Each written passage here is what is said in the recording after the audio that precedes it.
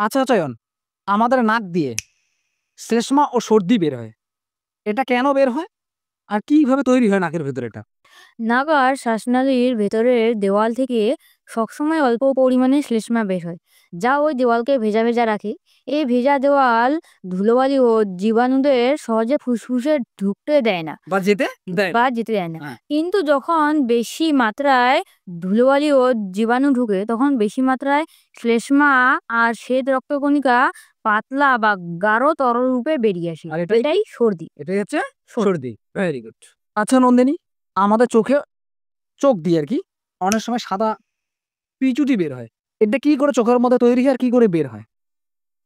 চোখের পাতলা চামড়ার মধ্যে দিয়ে যখন জীবাণু ঢোকে, তখন চোখের জলে থাকা জীবাণু ধ্বংসকারী রাসায়নিক পদার্থ ও শ্বেতরক্ত কণিকা জীবাণুদের মেরে ফেলে।